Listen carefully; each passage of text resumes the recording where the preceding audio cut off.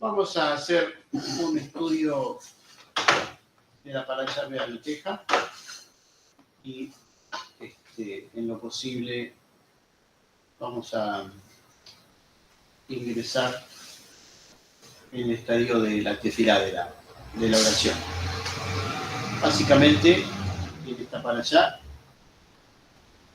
hay dos temas que voy a resaltar, tiene varios temas. Vamos a ser muy puntuales hoy. La gente se le queja a Moshe de que no tienen carne, esto es muy conocido. El texto se puede interpretar que son las personas que se aliaron con Israel cuando salieron de Egipto, y no el mismo pueblo de Israel, siempre para echarle la culpa a un otro, por supuesto. Pero básicamente le dijeron a Moshe, queremos carne, no tenemos carne acá. Y en Egipto teníamos puerros, pepinos, melones, esto, lo otro, que ya estamos en el desierto y tenemos maná, esta cosa que nos cae todos los días, y no tenemos carne, tenemos carne. Esto es interpretado que en realidad bazar no se refiere a la carne de animales en sí misma, sino al que querían tener, como los cultos paganos, orgías sexuales. Entonces Moshe dice, basta, Dios, basta, esto es demasiado para mí. Esta gente no hay con qué hacerla feliz. La sacamos, eran esclavos y ahora quieren volver a la esclavitud para comer pepinos y elementos que acá no hay en el desierto. Se olvidan de la libertad, de esto, de aquello, de lo otro. Bueno. Y acá se produce un hecho que es el que quiero recalcar. Y es que Dios le dice a Moshe, separá a 70 ancianos. Ancianos no significan viejos, sino personas importantes de cada tribu. Se le llama Sargén, en tanto y en cuanto la madurez espiritual te hace estar más preparado para tomar decisiones correctas. No eran viejitos, todos canosos, así como Rodrigo. Era gente sabia. Bueno, entonces los agarra, los llama a los 70, y el texto dice que del alma de Moshe, del espíritu de Moshe, repartió a los 70. Y los 70 empezaron a profetizar.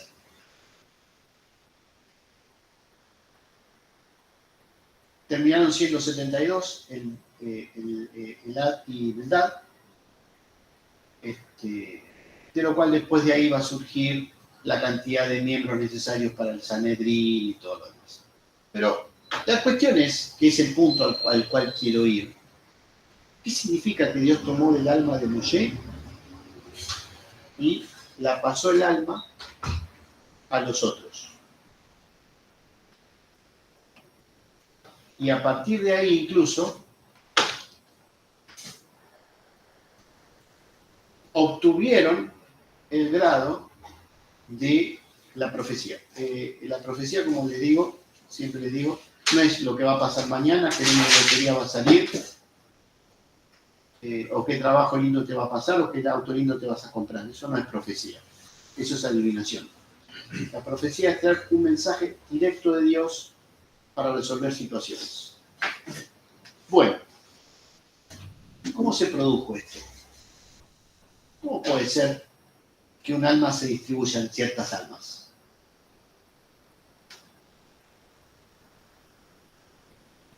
Lo vamos a dejar ahí.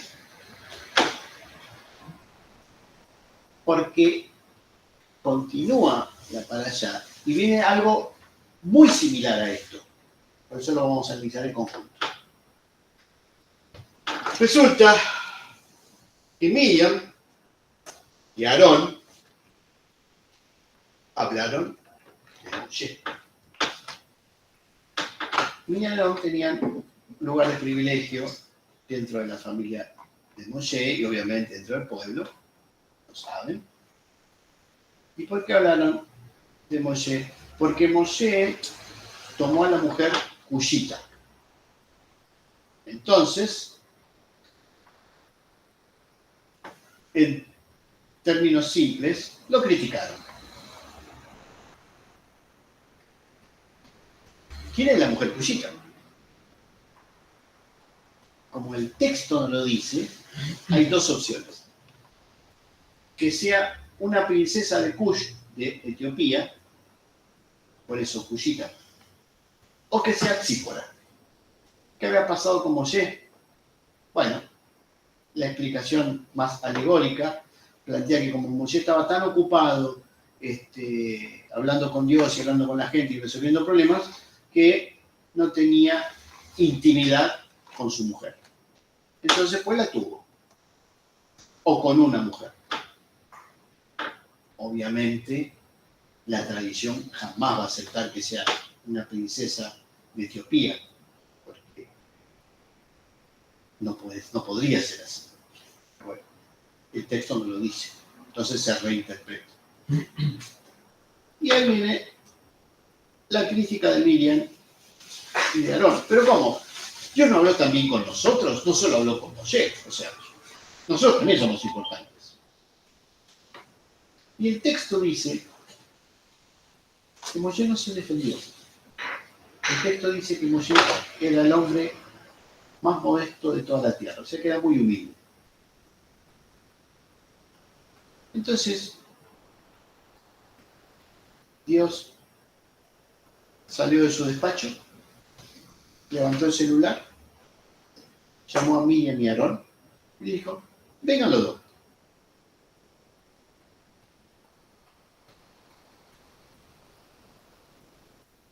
Y la pone a Miriam y lo pone a Aarón, haciéndoles entender que él había escuchado lo que había salido de su boca, que es de su corazón. Resumidas cuentas, Miriam quedó leprosa y Aarón retrocedió y le dijo a Moshe, Moshe, miren, nos hemos equivocado, y que no nos castigue Dios. Bueno, Moshe, Aarón tiene esa particularidad, de hacer las cosas y después pedir perdón por las cosas que hace. Aarón fue el que hizo que se rodó, etcétera, etcétera, etcétera. Para todo siempre hay una explicación, dar la vuelta, y que no, y que en realidad... Bueno, pero en este caso lo dejaron solo a Moshe y le clavaron un puñal por la espalda. Moshe, que era el hombre más modesto de la tierra, en este caso no se quejó. Como cuando la gente pedía carne y dijo a Dios, basta, me cansé de todo esto. Imagínense estar en el lugar de Moshe. Tienen a cargo a 3 millones de personas. 300.000 hombres, mujeres, maridos. Tiene que hablar con Dios. Dios le da mensaje. Tiene que enseñar al pueblo. El pueblo se le pone en contra. Son quejosos, son molestos. No dejan vivir en paz, no dejan dormir la siesta, no dejan comer. Y sus familiares también. Así que Moshe, en ese momento, quedó solo. ¿Cuál fue la acción de Moshe? Ena refanalá. Dios te ruego, cúrala ahora. Refiriéndose a Miriam. O sea, Moshe no le dijo a Dios, viste qué mala que es, no se merece nada, castigala, hacerle esto, hacerle lo otro, que aprenda. No, Dios cúrala. Nada más. Y Dios contestó inmediatamente a la oración de Moshe. Ella estuvo 7 días leprosa, fue sanada y se incorporó otra vez al pueblo de Israel porque tenía que estar apartada por haber estado con lepra. ¿Qué nos enseña esto? Primero, que la oración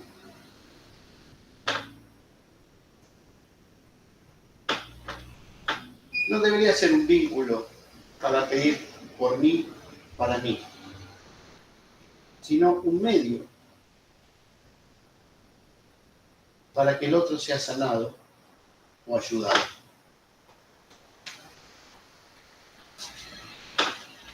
Dos, que la oración, la tefilá, se vuelve profunda cuando es precisa, directa y corta. O sea, no hace falta repetir 40 veces lo mismo. Todo el día, todos los días, que el otro. No. Al punto. ¿Cuál es el punto? Necesito un mejor trabajo. Punto. Ya está.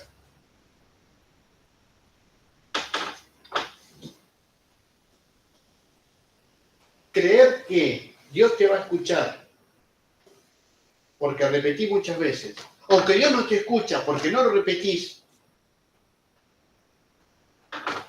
es vivir en el mundo de las fantasías. La realidad que nos muestra la Torá es muy práctica. ¿Por qué? Porque Moshe seguramente oró con el corazón. Es decir, si pones toda tu alma en la tefilá, en lo que le estás diciendo a Dios, Dios te escucha y rápidamente se arreglan las cosas. Por eso Moshe no pidió por sí mismo, pidió por otros. El alma de Moshe, como dice el Mishlei capítulo 20, la lámpara de Adonai es el espíritu del hombre, la cual escudriña lo más profundo del corazón. El alma de Moshe estaba encendida con la absoluta presencia de Dios dentro de él. Por eso es una de las almas más desarrolladas. Por supuesto que la interpretación más mística del pueblo de Israel interpreta que el alma se puede dividir en pequeños trozos y esos pequeños trozos de alma, al introducirse en otras almas, producen que se eleven y tomen un mayor conocimiento de la divinidad. De ahí que Adán Camón, la primera alma que fue creada, el primer hombre que fue creado, Génesis capítulo 1 y capítulo 2, se dividió en 600.000 almas. Y esas se fueron dividiendo. Entonces pues hay que reincorporar todos los pedacitos de alma. Esa es una explicación del mundo de las almas. Y hablando sobre esto,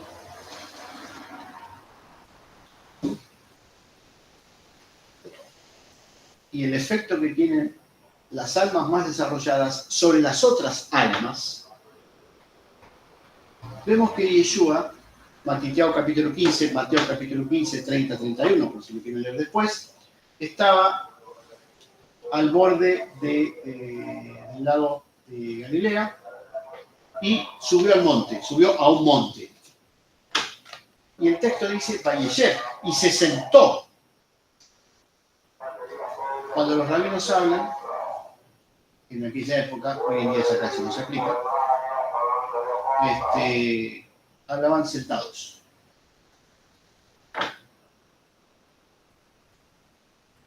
Bien. ¿Y qué pasó? Y la gente le traía a sus enfermos. Imagínense ustedes.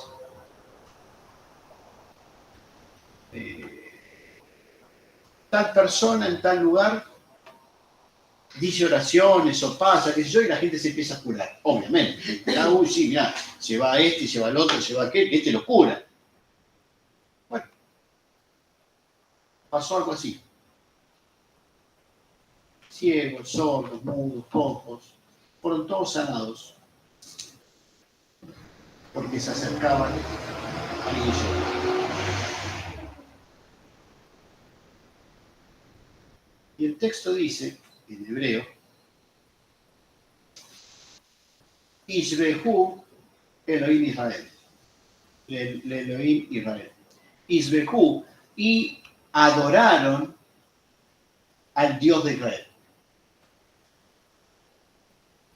Por lo que había sucedido. Imagínense, ustedes tienen un amigo o un familiar ciego y de repente empieza a ver, es un milagro, una cosa que no es médico, no es natural, algo pasó acá. Bueno, ¿cómo pudo haber pasado algo así?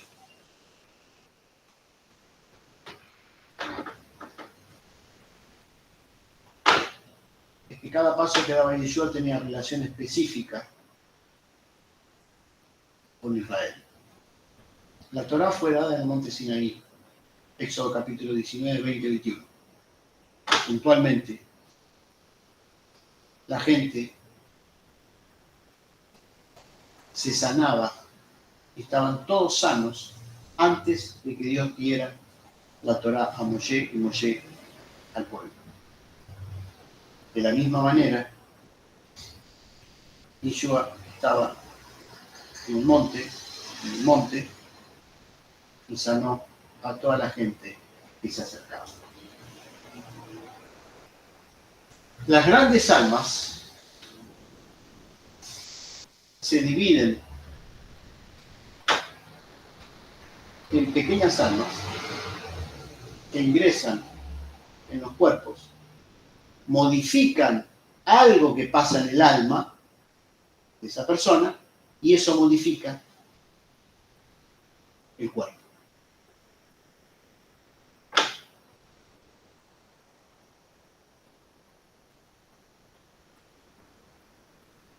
Por eso yo no era un curandero. Por el contrario, corregía almas.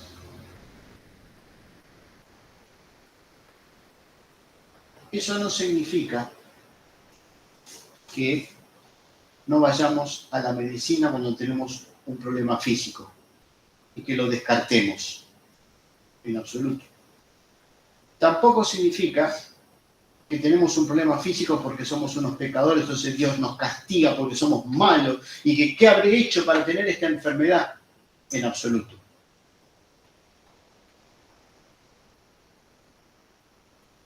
Eso significa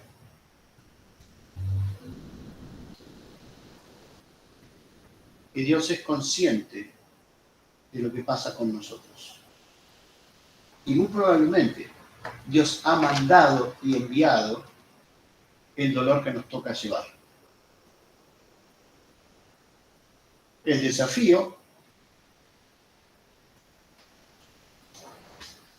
es avanzar en la vida pensando en nosotros más que en nuestro padecimiento. Y entonces, cuando haces eso, el alma se expande y llega al nivel de contactarse con la misma divinidad.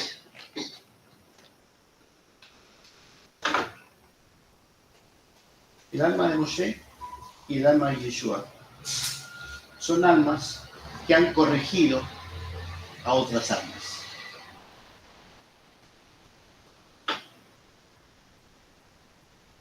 La corrección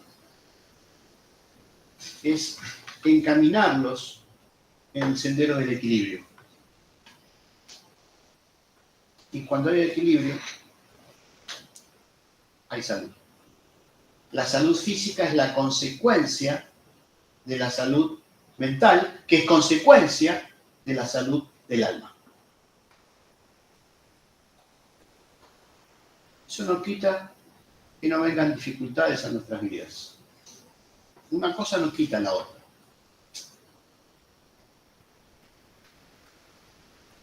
En esos momentos, y para esos momentos, tenemos el ejemplo de la tefilá de Moshe. Señor, cúrala. Ya está, listo.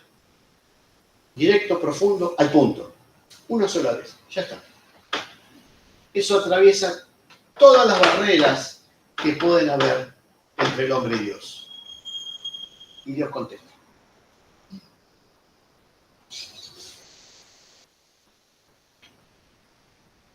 Otra característica de todo lo que te estoy diciendo es que ni Yeshua ni Moshe oraron por sí mismos. Siempre que lo hicieron en pos de otros.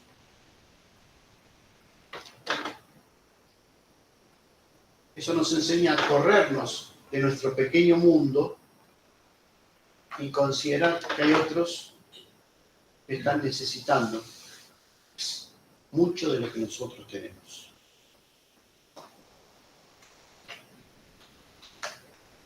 En resumidas cuentas,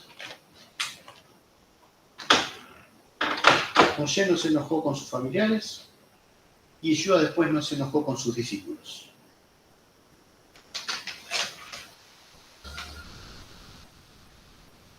Y tenemos una herramienta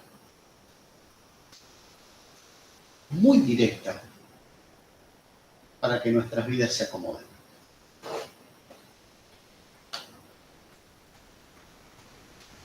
En el nivel de las almas hay distintos estadios.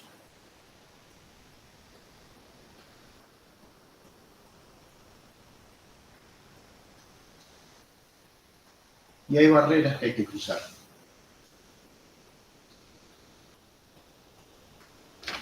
Cada peldaño que vas subiendo,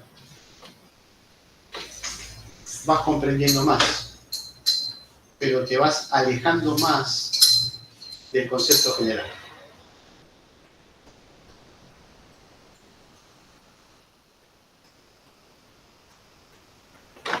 En la medida que pasa eso, es muy bueno darse cuenta que no es que te estás quedando solo, en absoluto. Estás accediendo a nuevos niveles que te van a llevar a nuevos contactos. Entonces,